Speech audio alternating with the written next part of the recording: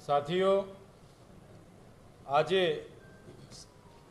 સભાગૃહના માધ્યમથી આજે અહીંયા જ્યારે આપણે સૌ મળી રહ્યા છે ત્યારે મારે દુઃખ સાથે કહેવું પડે છે કે આજે ગુજરાતના 30 વર્ષના શાસનમાં બેફામ બનેલા એમના નેતાઓ, એમના કોર્પોરેટરો દ્વારા આમ આદમી પાર્ટીને જવાબ આપવાની જગ્યાએ એમના 30 વર્ષના શાસનમાં એમણે જે ભ્રષ્ટાચાર, ભય, ભૂખ ફેલાવ્યું છે એની સામનો કરવાની જગ્યાએ આજે હુમલાઓ કરાવી રહ્યા છે।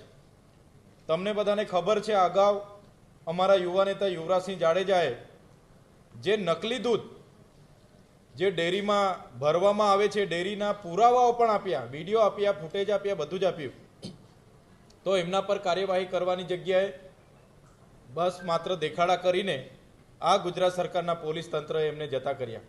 એ જ પ્રકારે ગતરોજ જીગીસાબેન પટેલને ત્યાંના સ્થાનિકોએ કીધું કે અમારી આ સમસ્યા છે। જીગીસાબેન પટેલે ત્યાંના કોર્પોરેટરને ફોન કર્યા કે આ પ્રકારની તમારા વોર્ડમાં સમસ્યા છે અને આપણે જઈને એનું સમાધાન કરી આવીએ, તમે પણ આવજો। તો એ કોર્પોરેટરે ત્યાં અસામાજિક તત્વોનું એક ટોળું ઊભું કરીને અને જીગીસાબેન પટેલની ગાડીના કાચ તોડી નાખ્યા, એમના પર જાનલેવા હુમલો કર્યો અને અત્યાર સુધી પોલીસે એફઆઈઆર નથી કરી। જીગીસાબેન સારવાર હેઠળ છે તો પોલીસ કોની રાહ જુએ છે?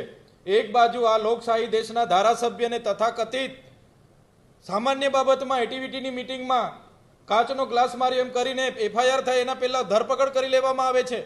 એક ધારાસભ્ય તરીકે અમને તથાકથિત કેસોમાં ખોટી એફઆઈઆરોને અંતર્ગત અમને 80 દિવસથી વધારે જેલમાં રાખવામાં આવે છે અને અમારા જે જીગીસાબેન પટેલ પર જ્યારે જાનલેવા હુમલો થયો તો પોલીસ કોની રાહ જુએ છે? કેમ એફઆઈઆર કરતી નથી? આખો ગુજરાત અને આમ આદમી પાર્ટી જીગીસાબેન પટેલ સાથે છે।